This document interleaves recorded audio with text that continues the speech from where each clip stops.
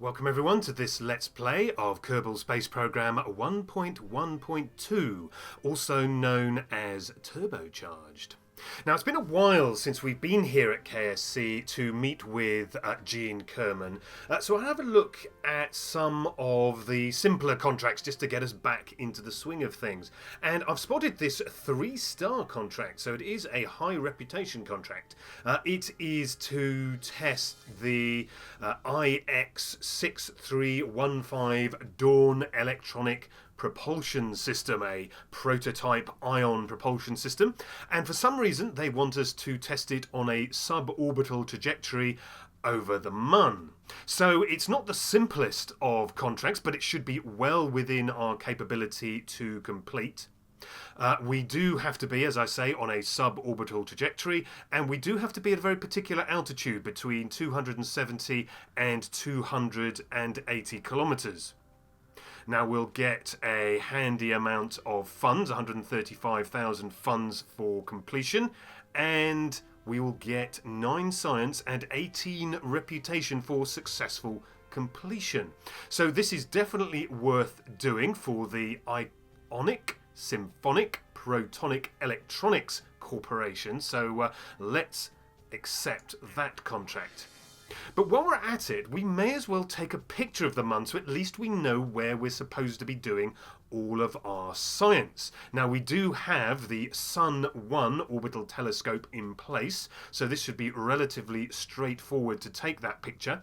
All we have to do is take the picture and then transmit at least some of that science back to the KSC. We won't get very much funds, which is not surprising given how simple the activity is, but we will get 60 science. To be fair, I really think Tarsia Space Technology are being a bit too generous with their science generation for this sort of contract, but we will take it. So let's take a picture of the Mun for them, and I think it's about time we got cracking. Well, here in the tracking station we can check out all of our vehicles. We've still got Tanra's capsule still there orbiting around Kerbin, and we've still got an awful lot of debris as well. We are going to have to tackle that debris at some point, but we're not here for that now. We are here for, there we go, Sun 1, which is this very simple orbital telescope we put in place a while ago for a contract we had to take a picture of the Sun. So having selected that, let's go fly that particular craft and take our picture of the Mun. Well, this is our telescope floating here harmlessly in space. It's currently just drifting in space, and it's got a partial picture there of Kerbin in the background. But there's the Mun. So let's just let's get T on. Let's get the SAS on. Make it a little bit easier to manoeuvre, and just swing ourselves around so that we get the Mun into view. There we go. So there's the Mun. In our window just here. This is the Space Telescope's view of our target. So let's just see if we can get that as centered as possible, and just see if we can then zoom in to get a nice close-up of the Mun. A little bit of swing, vibration there. So let's just see if I can center the Mun a little bit better. There we go. Still shaking just a little bit, but we should be able to get pretty good photo. There we go, rather nice picture there. We can enlarge this view just so we can see a little bit more of what we're taking a picture of. There's a nice sort of crescent, lit crescent there, which is this side of the Mun as we're looking at it. So let's just see, can we get a little bit more centered? Or we're just going to end up rocking back and forth.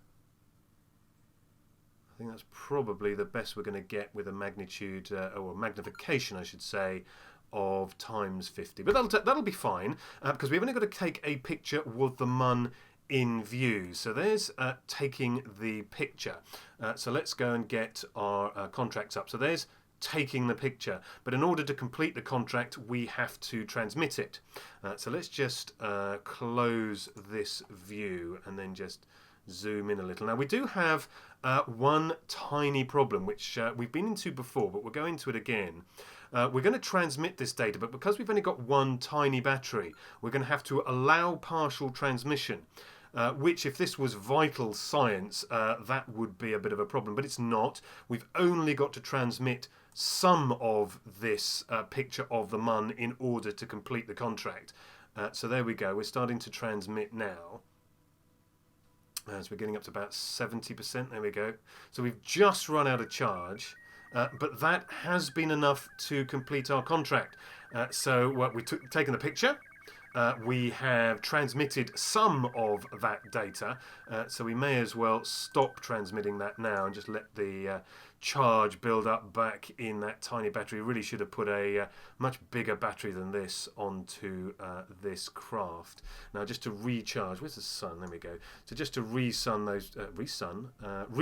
those panels, let's get ourselves panels lined up with the sun. So if we close up, where are we? If we close up our contracts and just open up our resources panel, there you go. You can see the electric charge building back up again. So that should be fine for future pictures, future repeats of this sort of contract. Probably won't get one for taking a picture of the Mun again. That really would be exploiting the system a little bit too much. But I think it's about time we went back to the VAB and started to build our craft to test our ion engine.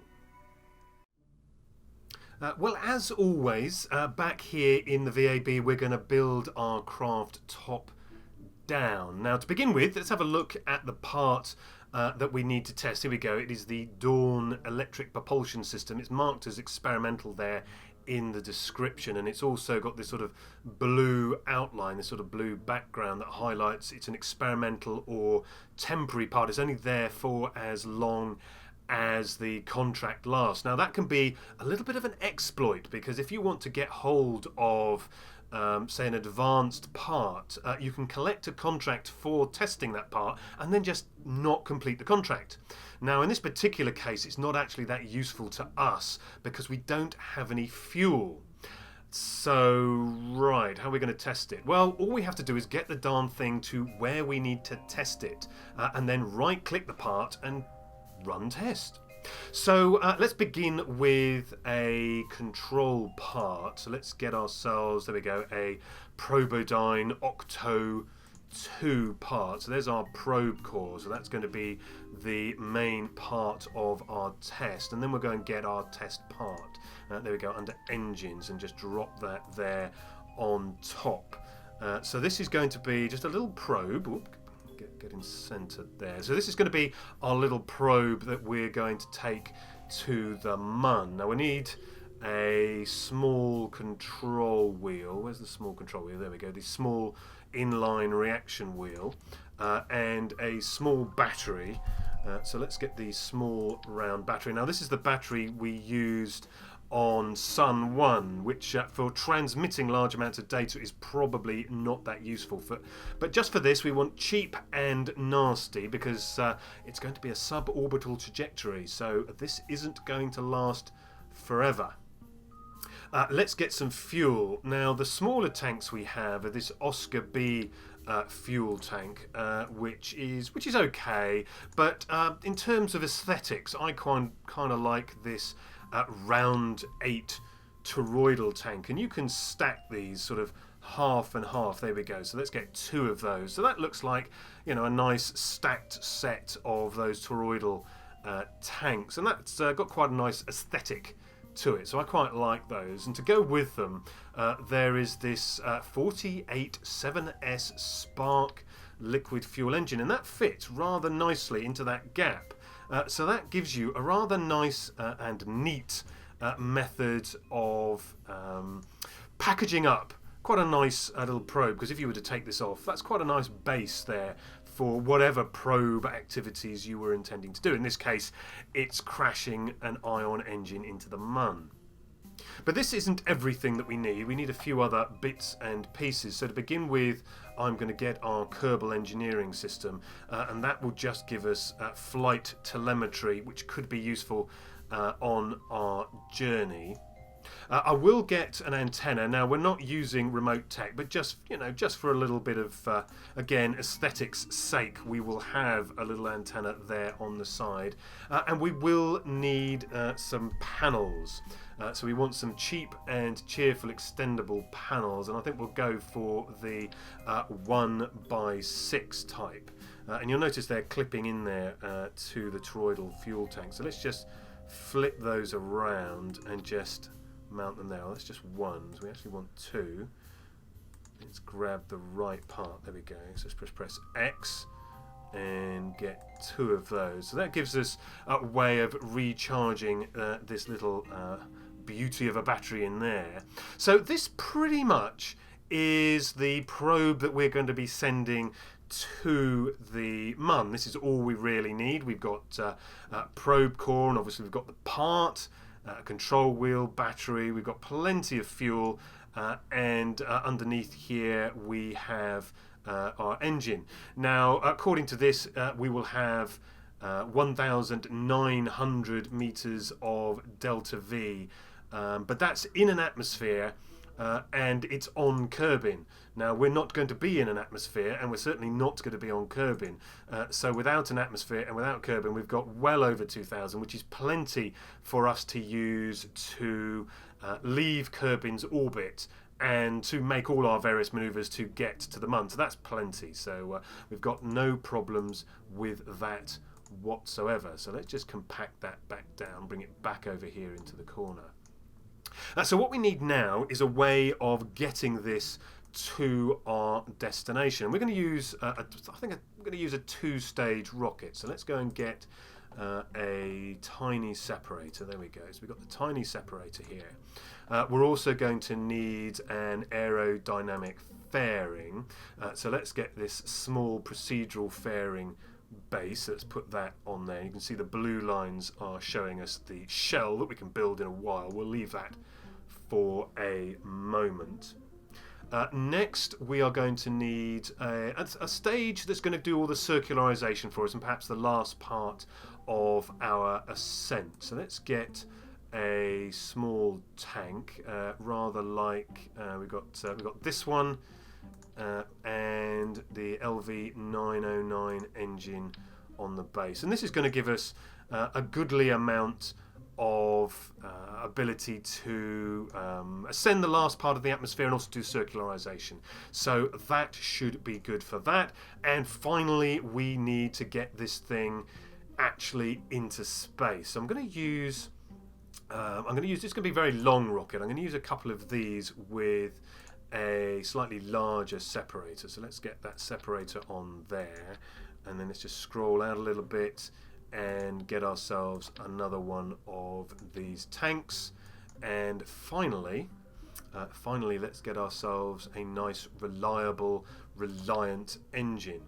So all in all, that should be our rocket. That is the basis of our rocket, but we still need a few utility items. So let's go and get some chutes. We'll get some radial mounted chutes so we can recover this particular stage, this lower stage here. We'll sort out the staging in a minute, so don't worry about that. We'll come back to the staging. We'll use our AV R8 winglets. So let's get 4 of those on. That'll give us some atmospheric control, because I'm only expecting this stage really to be useful whilst we are in the atmosphere. Next, let's click on that. Next, we'll get some stabilizers. So there we go, our standard set of stabilizers. We'll get a couple of those. We've got 4, we don't need 4. They get recovered anyway, so it doesn't really matter how many of those that we use. But 2 will be more than enough. I am going to use one of our control units. So where do the control units go? It's going to be there we go. The Compo Max Radial Tubeless KOS processor. And I'm going to use that up here on this upper stage. We only need the one, so we can use that for our launch and circularization phase. So that should work just nicely for that activity. So I guess all that remains now is to put on our aerodynamic shell. We've got the conic one or the egg-shaped one. I like the egg-shaped one, but we're going to get a few more nodes. We're going to get a total of 4 nodes. I prefer having 4 nodes total. It just looks a bit better, I guess. Just makes it a little bit easier to separate out our shell. Again, it doesn't matter which way the procedural fairing parts are orientated, it will work that out when you close the shell. So just slap them on and leave it to the shell to close up. So that's that. So let's save this as our Ion test craft to the Mun. It's only going to get one use, so it's not as if we need a Mark 1 or a Mark 2. This is going to be it. I think the next thing to do is to check the staging. So let's just zoom out just a little bit and check we've got the right parts in the right stages. So we've got the stabilizer and the main engine, but I think we've got there we go, we've got the shell here mixed up in that stage. So let's just separate out the shell and put that into its own stage up here. There we go. So we've got that decoupling, just about to see it lighting up in green there. So we've got that decoupler and those parachutes, and we've just got to check that we have the pressure setting for the parachute set to about 0.4. That should be fine. So they will fully open at a pressure of 0.4 and 1,000 meters up. That should be fine to save that bottom stage. So that's the parachutes and that decoupler, and then we want that engine to fire as well. So that's all as one triggered stage. That is that tiny decoupler we have in there. So we want that to fire after we have disposed of the fairing. Now there is one tiny snag with the way that we've set up our staging. If you have an engine inside a fairing, it's got a sort of safety catch. It won't fire automatically as part of staging, so we will have to deal with that manually, but we'll worry about that later. Now finally we have our Ion engine, which is this top one, which actually we never want to fire. So let's put that right up here at the top. And then finally we have our tiny satellite engine, which, as I say, we're going to have to fire manually as part of this staging right up here. So I think that's the staging sorted. I think that's our craft sorted. So let's save that and get ourselves out onto the launch pad. But is it just me? Or is this VAB rather crowded with Kerbals right now? It seems that this turbocharged version seems to require rather a lot of Kerbals. So let's give them something to do. Well, we've had our myriad of Kerbal minions wheel out our craft, so let's get cracking launching it into space. So let's get up our KOS processor. We're going to use our usual launch script, which will take us up to an altitude of 100 kilometers and circularize. Now, there was one thing I forgot to check, which was the thrust to weight ratio, and we are a little bit low at launch. It was a little bit below 1.4 at the point of launch, and that is pretty low. Normally 1.6 is pretty good launch thrust to weight ratio on the pad, but as you can see, we're burning off a lot of fuel. We've already risen above that 1.6 value, so this should be fine. It's a relatively small craft. We have plenty of delta V to get us where we're going, and of course we're not coming back, so we don't have to worry too much about the return journey as long as we can get there. Now this is going to be a pretty standard launch. We're using the KOS script we've used before to get us both up to our altitude of 100 kilometers and to circularize. So now that we've reached our target thrust to weight ratio of about 2, we will leave this craft and rejoin it just as it completes its circularization.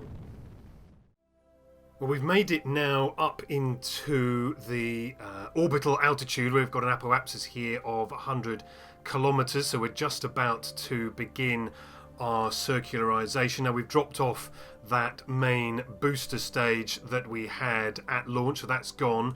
We just have this little Terrier engine in here giving us our final boost into orbit. So that'll complete the launch and orbit stage for this part of the mission, and then we will complete the rest of it just using the satellite. But whilst we are circularizing, there's no reason to keep our fairing, so let's get rid of that. There goes the fairing behind us, and that gives us an opportunity just to reach in here and start extending our panels. So there's both of our solar panels, and we will extend our rather cosmetic communitron there just to role play a little, to get a little bit of the aesthetic of a functioning satellite. Now, I say functioning satellite, we're not really going to be orbiting anything or transmitting any data. We are just going to be testing this little ion engine that's here on the front. So all we have to do is get to the MUN on our sub-orbital trajectory. So that's completed the circularization. Let's just go and double check what orbit we have. So let's just pop out into map mode. We'll circularize. We'll center on Kerbin. We still have down here Tanra's capsule, a little bit of debris floating around. We'll have to deal with that. But this is our Ion MUN test vehicle right here. So we've got a fairly circular orbit. We've got was it 97 by 104. You can see that up here in the Kerbal Engineer display as well. So now we need to be setting ourselves a maneuver node, but there's a couple of preparation tasks we're going to have to do first. Now there's a fair amount of delta V left in this tank. We've got, so you can just see there, 50 and 60 units of liquid fuel and oxidizer, and up here we can see a current delta V of 834. So let's bear that in mind as we set up our maneuver node. So let's have a look. Where is the MUN? This is the MUN over here. There we go. So let's set that as our target, and we need to be setting ourselves a maneuver node just as the MUN is coming over the horizon. So that's somewhere near Tanra's capsule, near the near our apoapsis. So let's add a maneuver node there. And just see exactly how we do. So let's just extend this out a bit. Just see our predicted apoapsis stretching ahead of us. And I think we're going to be, there we go, we're quite a way around. So let's move around a little bit further. And further, oh, there we go. That's pretty close. What's our periapsis? 821, a little bit high. So let's just pull ourselves back in, save ourselves a little bit of delta V. Maybe a little bit more. We want to come around on the other side. There we go. Perfect. That gives us a little bit too perfect perhaps, but that will do pretty well, to be honest. That's a little bit too low. 57. A little bit more, because if you remember from our contract, let's get our contract window up. We have to be at an altitude of 270 to 280 kilometers, so that's actually too good. So let's slow down a little bit more. 241, 300. That'll be fine, because I've got a few maneuvers I like to do when we arrive at the MUN, and I'll explain why when we get there. But that is our maneuver. That's the maneuver we are going to do, and that's going to require, let's get our maneuver node up. That's going to require 835 delta V. So let's go back to our craft and just double check how much we've got in this stage. 834. So that's almost perfect. Almost perfect to fully utilize this lower stage. So that was pretty good. Pretty good calculation on my part, if I don't say so myself. So let's get ourselves pre-aligned as we usually do. It's going to be a 36-second burn on this particular engine. So let's just go back to map mode and warp ourselves round to the maneuver node using the warp to maneuver node handle. So we've got a warp of 50. Warp time of 50 is all we can do at this altitude, and that'll bring us to 3 minutes to node, which will give us plenty of time just to correct our positioning relative to the maneuver node, and then to get our KOS module to complete the maneuver itself. So there we go. It's just dropping out of time warp. So there we go. 3 minutes to maneuver node. So let's get our KOS. We don't need precise node. Let's just drop that out of the way. Get KOS back up, and let's run our node script. So that's going to align here at 1 minute and 18 seconds. So we can just warp ahead a little bit. We've got about a minute still to go.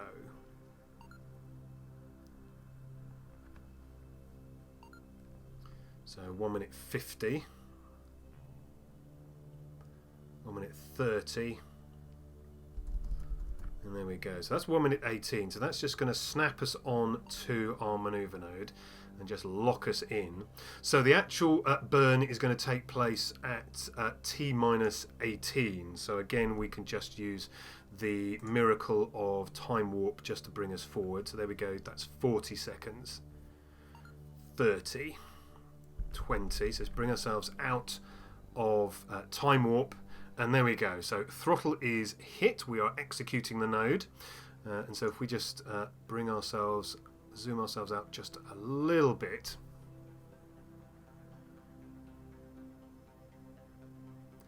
just see here our apoapsis extending ahead of us. Now we will come up just a smidgen short, but that shouldn't be a problem for the purposes of our exercise. We'll probably still have an encounter, and then we can make our final adjustments a little bit later. So there we go. Now it did actually have a problem ejecting our second stage, so that's why the script has crashed, because it didn't actually manage to stage the second part. So let's just pop back out. So we should find this stage is completely empty, and we can jettison that manually. So let's just decouple that now. Now of course there goes our KOS part, so there's no more KOS for the rest of this journey. This little bit of debris will now be heading out behind us towards Minmus, on this, well, pretty much the same trajectory that we will be doing. So we'll have this rather awkward piece of debris orbiting around Kerbin and Minimus, the Mun. So we'll have to deal with that at a later date. Now we came up a little bit short, as we said. It's a periapsis of 535 kilometers. We've got to get down to about half that, but we will adjust for that when we arrive in the sphere of influence of the Mun, which is it's coming around this way. So let's just warp forward to the sphere of influence change and give it another click, as we're now further away from Kerbin. There's Sun 1 orbiting around. We took the picture of the Mun using Sun 1 earlier in this episode. So we should now be approaching our sphere of influence change. And there we go. We've just swapped over into the sphere of influence of the Mun. Now what I'm going to do is we're going to put a maneuver node here on the periapsis. So let's just, where are we going? Let's just, what are we missing? We are missing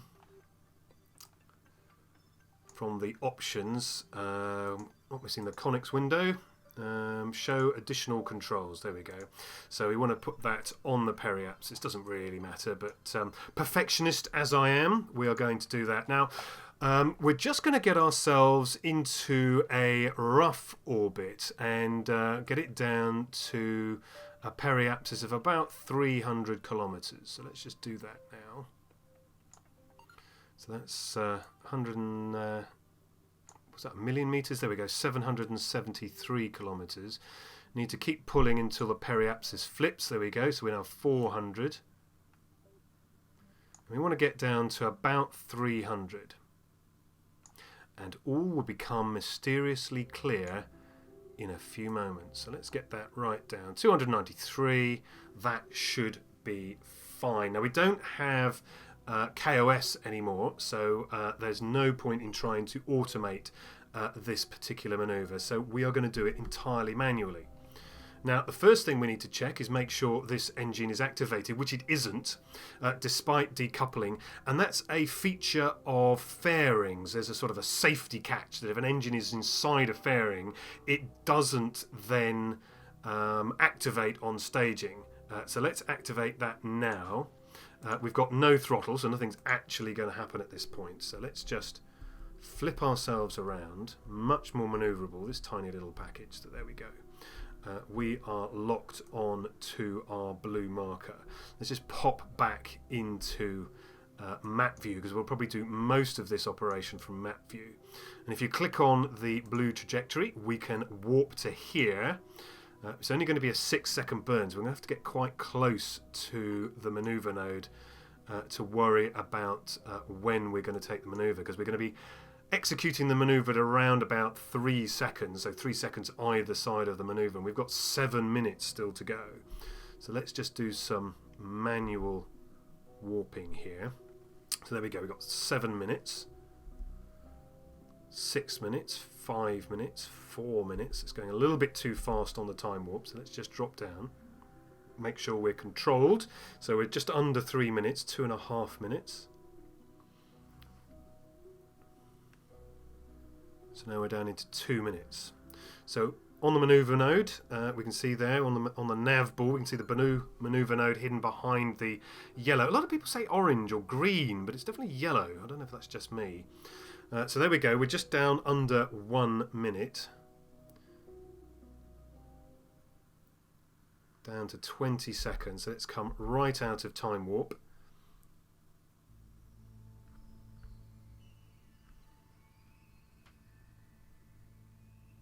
So let's execute this maneuver. Now, it's a little bit inaccurate. Now, the reason it was inaccurate is because we've never actually fired this engine in anger. So the system didn't actually know exactly how much thrust we actually had. So if you want a mod that helps with that, go and have a look at better burn time.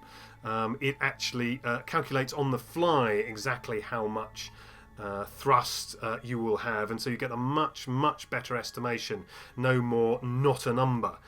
Or NA that you might see down here under estimated burn time. Grumpfworks has done an excellent short mod spotlight on that if you want to go and have a look at that. But for our purposes, any orbit is pretty good. So what have we got here? We've got 293, which is pretty much what we were after.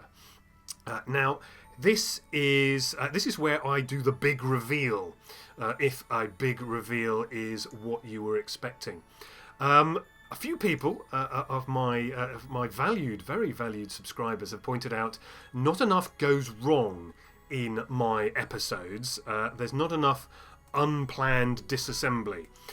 So today we're going to get probably as close as we can to that. We are going to do some planned disassembly by carrying out this contract and then dumping this satellite into the surface of the Mun on the light side, which is why I was particularly interested to do. I don't really need any normal. I just grabbed hold of the wrong handle.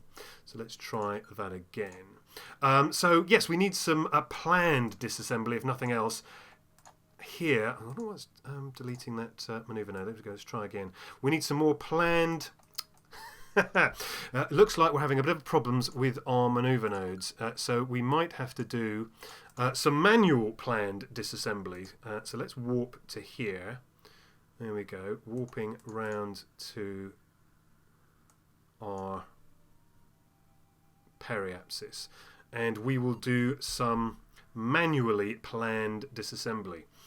So that's something, particularly for Aliwick and Orbator, both of whom have highlighted my lack of explosions. So let's see if we can record one such explosion whilst completing this contract. So if you look up here in the top right, we've got to be on a sub-orbital trajectory, and we have to be at an altitude of 270 to 280 kilometers. Well, at the moment we're at about 293, so as part of our suborbital element of our descent, we will eventually arrive at that altitude. You can see up here at the top here we're still at 293, so 270, 280 will be around about here somewhere. So the first criteria we are going to hit is suborbital. There we go. So we're definitely suborbital. So we've just got to wait until we get to 280 to 270. And the easiest way to do that is to come here into the dark. So let's have a quick look at our probe, what's left of our probe, soon to be destroyed. Now we do have this minimum light adjustment mod. So what we can do is we can just raise the minimum ambient light whilst we are on the dark side of the Mun, just so we can see this beauteous thing before we destroy it. So let's see if we can get, don't know that we're going to be able to get a particularly nice picture. Let's have a look. What can we get? Oh, there's the Mun in the back. Oh, that's very nice. We've got a Mun rise. Or is it a Kerbin rise over the Mun? Kerbin rise over the Mun. So let's get a picture of that for let's have a look. It's going to be at the top. There we go. Let's have a look at that. I think it's actually more of a, there we go, Kerbin rise there. So let's get a shot of that. Don't really get a good shot of the probe, so how about that one? There we go, we'll get that one a shot there. So that's quite a nice view there of Kerbin. I think we're coming around this way perhaps. Let's try another one. There we go, so we're coming around this side, so we're going to be crashing over here. So the guys at KSC should get a good view. Don't know if that is even KSC right there. So they should have a very good view of our impact. So we're at 292 kilometers. So let's come around with a bit of time warp to bring us down to 280, just so we can complete this particular contract. So there we go, 288, 85. And we should see this little green tick here. There we go. So that's the little green tick. We are now at the right altitude. So if we just right click and run test, that's it. We now have a complete contract to test the Dawn electric propulsion system in a suborbital trajectory over the Mun. So that's pretty much it for the episode. If it wasn't for the fact we still have to do our planned disassembly. So let's just warp ourselves around to the sunny side of the Mun and do that very thing. So there we go, rather pretty sunrise there as well. So that might actually be worth doing ourselves. So to turn ourselves around, that might actually make a pretty good screenshot as well. I'm going to turn the Communitron around, get that out of the way there. So let's just take that as a screenshot. Very nice. So we'll perhaps use that one for the label of this particular video. So, well, it's about time we got down to the surface. So I'm going to time warp up to about 50.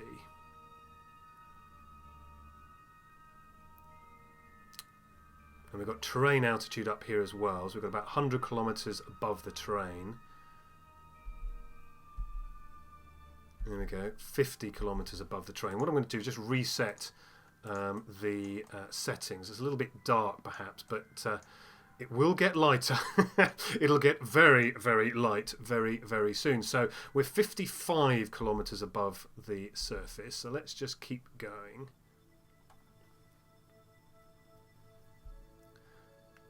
So 36 kilometres. See the detail of the craters starting to appear on the surface. We're now 20 kilometres from the surface. Looks like we're going to be coming down into this crater. So let's bring ourselves out of time warp. I don't know which way we really want to head down onto the surface here. This actually makes quite a dramatic screenshot, so let's take that one as well. Let's get rid of that.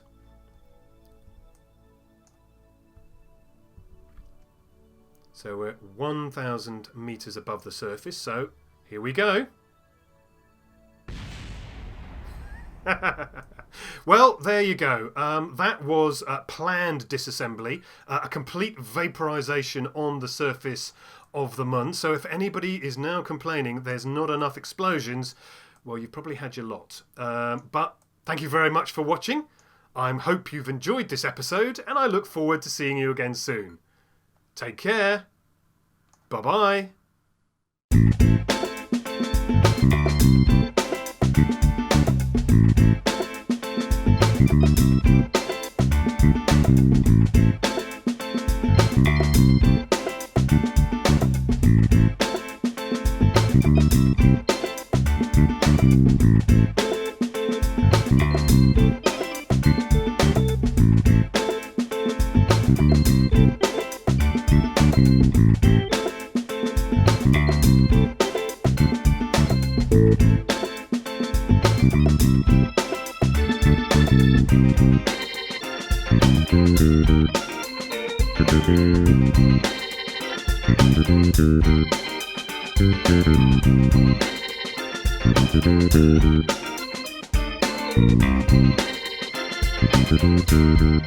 Thank you.